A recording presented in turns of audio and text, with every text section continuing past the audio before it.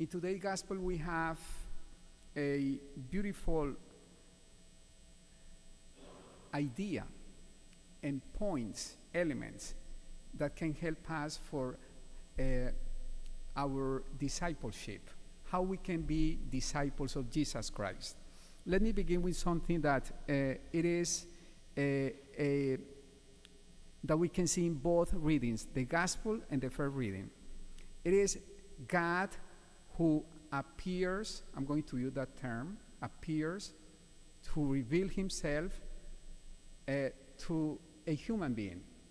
In the first reading, is the prophet. Is the prophet who has a revelation from God, Isaiah. It is a wonderful revelation. It's an extraordinary revelation. And he is in the temple. And he sees God in an extraordinary way.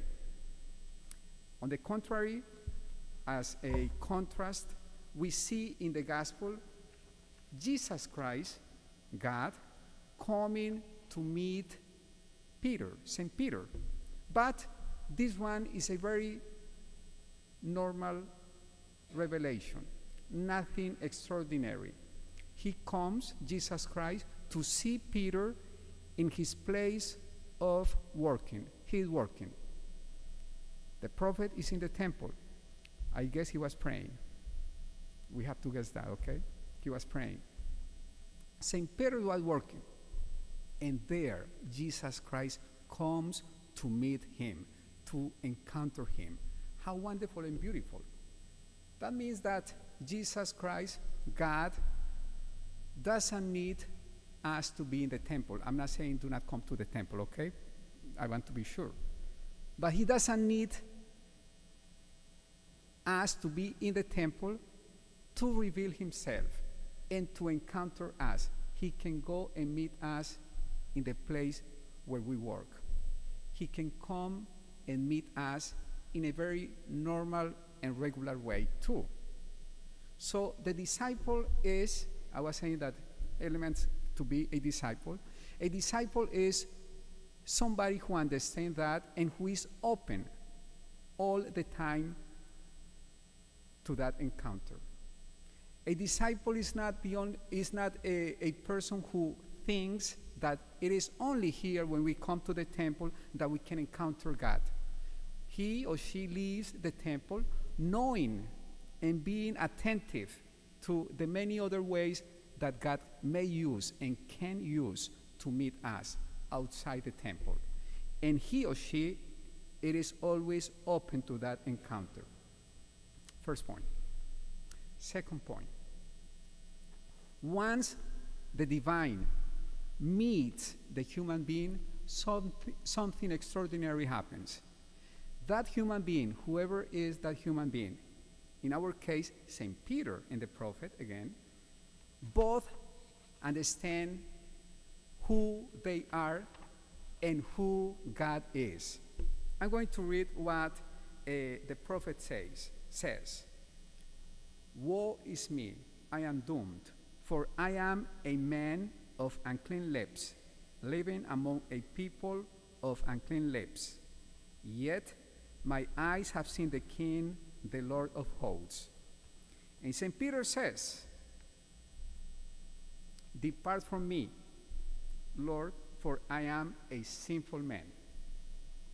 Both recognize who they are. They are only sinful people. And they recognize that because they recognize that the person, not the person, is a person. The one who is in front of them is God, the Holy One, the Holy of Holies. He is the God. So immediately that encounter puts into perspective who they are. I am a sinful man. I am not worthy to be here with you. I should not be here in front of you, stand in front of you, because you are the Holy One. I am sinful.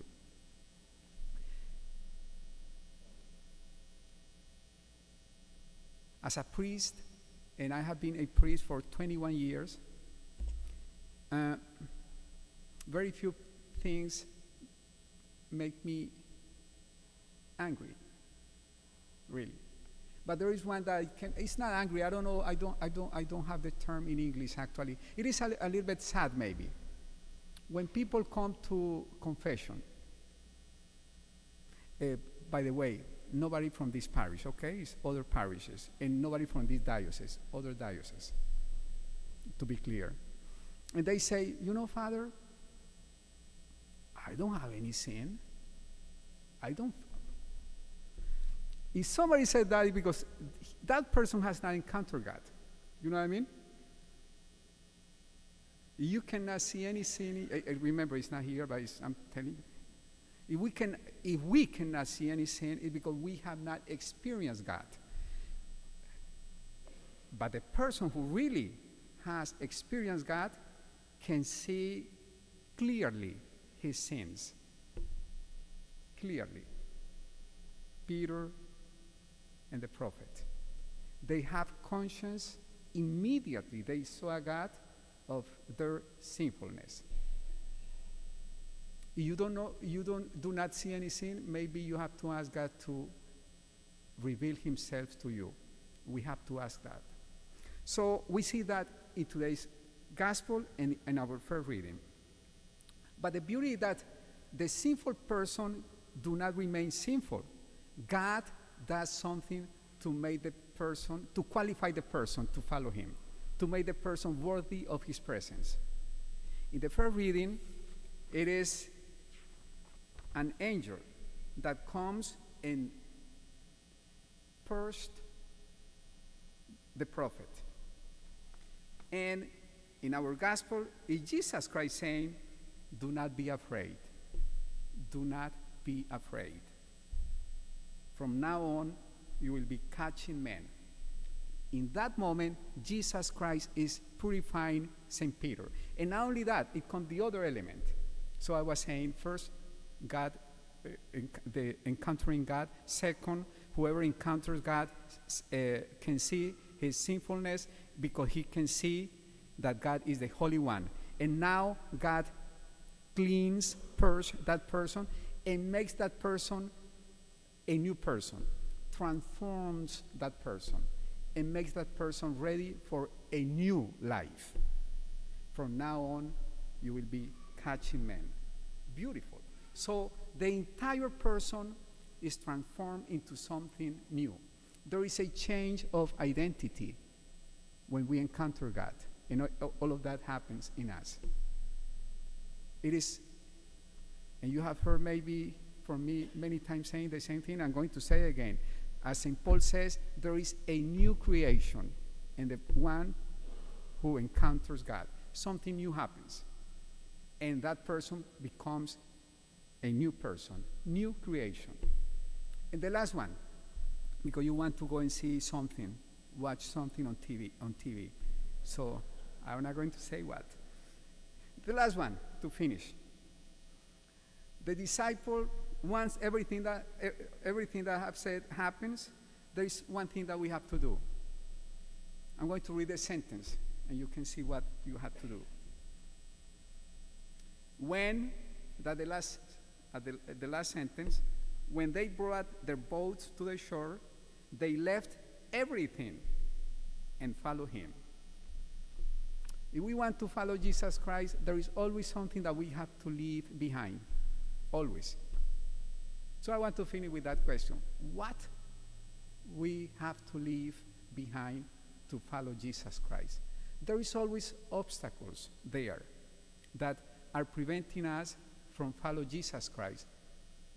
There is always things that are there that take us and do not allow us to follow Jesus Christ freely, to become really disciples of Jesus Christ. So let us pray today that we may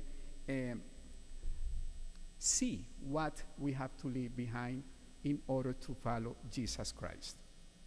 Please stand. I believe